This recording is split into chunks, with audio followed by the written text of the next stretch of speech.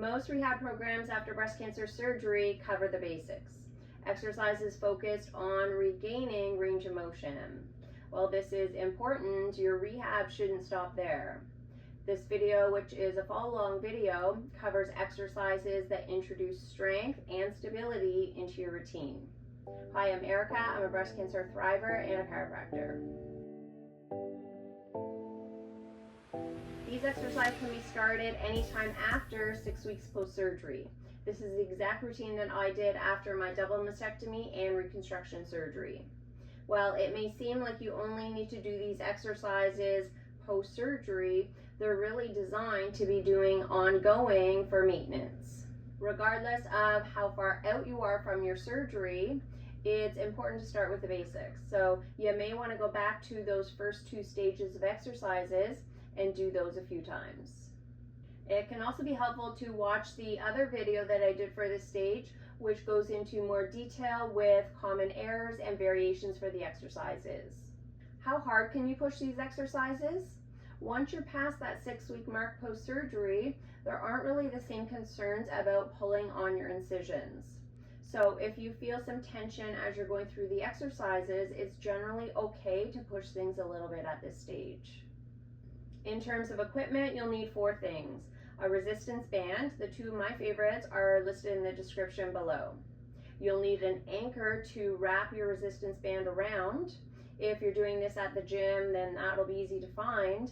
But if you're doing this at home, you could use a staircase railing or doorknob. A yoga mat, or you could use a rug if you're doing this at home. And lastly, you'll need some wall space for 1 exercise.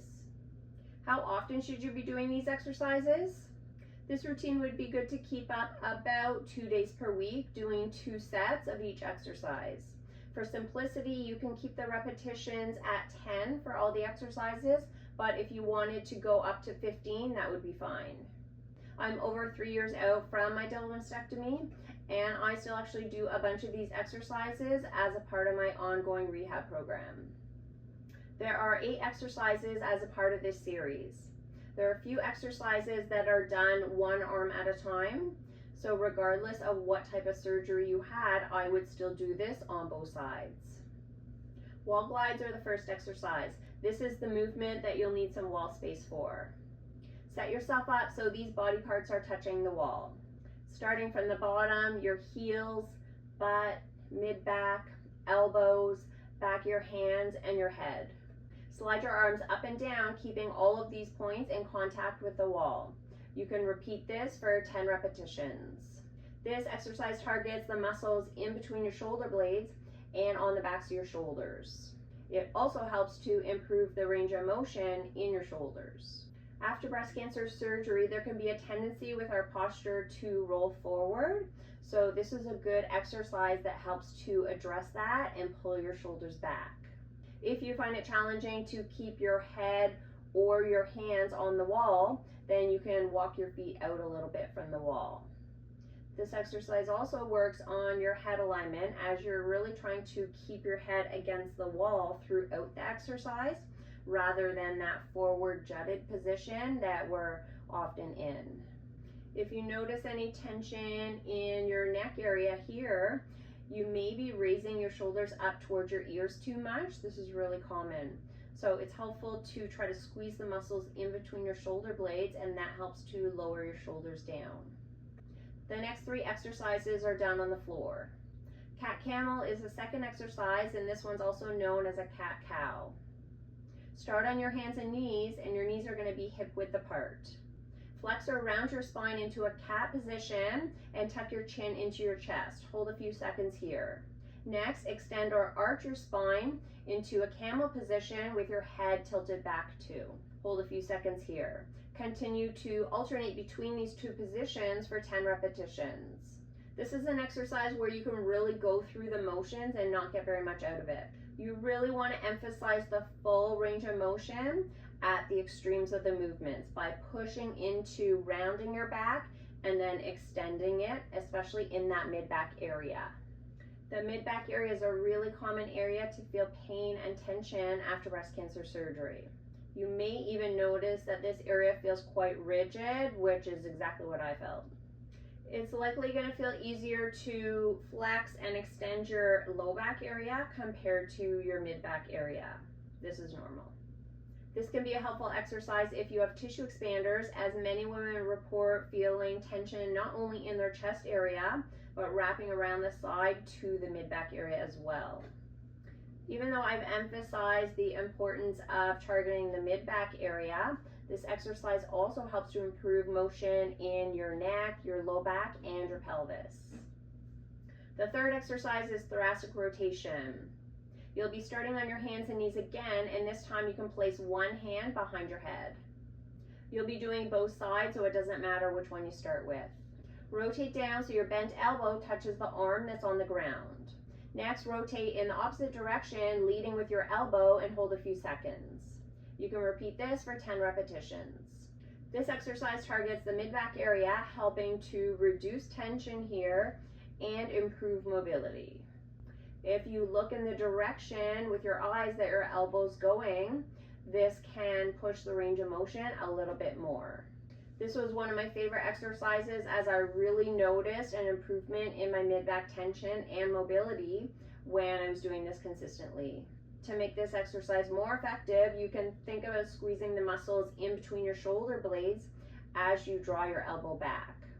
This will help with those final few degrees of motion and start to build strength in this area. Once you do 10 repetitions on one side, you can repeat the same thing on the other side. For a variety, I'm going to show a straight arm variation for this movement. For future takes of this video, you could try this option. Because the arm is straight, you may also feel tension going all the way down your arm, maybe even to your wrist. This is normal and will likely be more noticeable on your affected side, and even more noticeable if you have cording. Regardless of the type of surgery that you had, you're likely going to feel more tension on your affected side. When lymph nodes are removed, there's often some residual tension in the chest area and the underarm area for quite some time. I definitely felt this and still actually do notice a difference side to side. If you had cording like I did, you'll notice this difference in tension even more.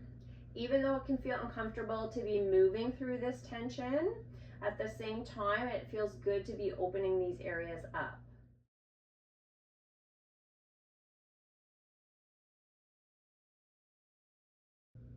The fourth exercise is scapular protraction and retraction, and these are both movements of the shoulder blades, also known as the scapula. This is the last exercise on the floor, and this time you'll be starting in either a modified plank position on your knees or a plank position on your feet. No matter how far you are out from your surgery, I would recommend starting on the position with your knees. Once this exercise gets easier, then you can progress to doing it on your feet. With straight arms, lower your body down so your shoulder blades come closer together and hold a few seconds. Then push your body away and your shoulder blades will move further apart and hold a few seconds. You can alternate between these two positions for 10 repetitions. Retraction is the movement where your shoulder blades are coming closer together, and protraction is the movement where they're moving further apart. For each of the positions, you want to focus on keeping a rigid body.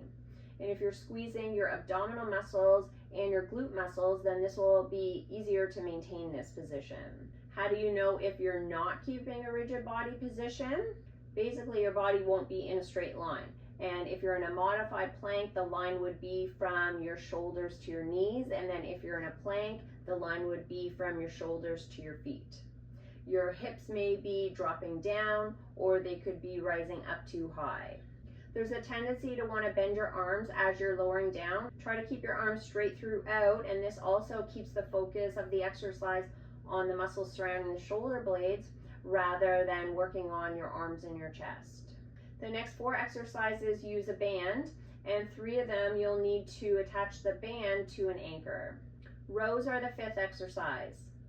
Place your resistance band around an object at about waist level. Remember, if you're at home, you can use a doorknob or staircase railing. Start with your arms straight out in front of you. If you're using an anchor that's a little bit lower than waist level, then you can simply spread out your feet and then you'll be at a better height. Initiate each row by pulling your shoulder blades together, and then you continue to pull until your inside your wrists meet the side of your torso. Hold a few seconds each time you do this, and then repeat for 10 repetitions. How far out you stand from your anchor really depends on the resistance of your band and your current level of function. At the beginning, you can start with your feet a little closer to that anchor to make the resistance lighter. Then as you progress, you can move a little bit further out, and that'll make that more challenging. This exercise helps to address postural changes that can happen after breast cancer surgery and treatment, so that rounding forward position. This exercise targets the muscles in between the shoulder blades that pull your shoulders back. This exercise also works your arms, but you want to try to make this a little more of a back exercise rather than an arm exercise, just so you can emphasize that more. This isn't necessarily a neck exercise, but it's a good time to work on the positioning of your head. Try to keep it in line and then not jutted forward, which can happen when the shoulders round forward. Subscribe down below for more tips after breast cancer surgery and treatment. The next two exercises will be working on the rotational strength of your shoulders. So the sixth exercise is shoulder external rotation, which is an outward movement of the shoulder. Loop your band around the same anchor as you did for the previous exercise. The level of the band should be at around your waist level, so again, just walk your feet out to the side to get to the right height if your anchor is lower. Grasp the band across your body with your elbow bent at 90 degrees. Rotate your arm outward, keeping your elbow close by your side. Repeat this back and forth movement for 10 repetitions. The shoulder isn't very strong in this position, so you'll likely need less resistance with this exercise. You can either use a lighter band or continue with the one you're using and just step in a little closer to your anchor to reduce the resistance. This exercise targets some of the rotator cuff muscles which sit on the back of the shoulder. You may notice a difference in strength between your two sides. Often your affected side will be weaker for a variety of reasons. Once you're done those 10 repetitions, you can repeat the same thing on the other side. You can just turn around and start using the other arm. I'm changing where my band is anchored just so it's easier to see on camera. This is another exercise where you can work on the position of your head while you're strengthening your shoulder. Try to ensure that it's in line with the rest of your body, so your ear would be lined up with your shoulder rather than protruding forward. You can also think about the position of your shoulders while you're doing this exercise. Try to give a little squeeze between your lower shoulder blades as you're rotating your arm back and forth. The cue that I usually like to give with this one is keeping your shoulders back and down. A common error with this exercise is cocking or extending your wrist back. So do your best to try to keep your wrist in a neutral position, which just means straight. The seventh exercise is shoulder internal rotation, or an inward movement of the arm. You'll use that same looped position of the band around an immovable object. This time you'll be starting with your arm in a fully outward position. Rotate your arm inward, keeping your elbow by your side. Repeat this back and forth movement for 10 repetitions. This exercise targets the chest and one of the rotator cuff muscles that rotate your arm inwards. These strengthening movements, where we're focusing on outward and inward motions with the shoulder, really help to create a more balanced and stable shoulder. You may notice that you feel a little bit stronger moving inwards compared to outwards, and this is common and normal. When you're done 10 repetitions on this side, you can repeat the same thing on the other side. Again, you could simply just turn around and start repeating. I'm changing my band's location again just for better visibility on camera. Similar to external rotation of the shoulder, you can work on your head alignment during this exercise. Remember, the goal is to keep fairly upright with your head, but you can think about almost keeping really upright with your whole body, so everything is stacked on what's below it. You can also try to keep your shoulders back and down and maintain that position throughout this exercise.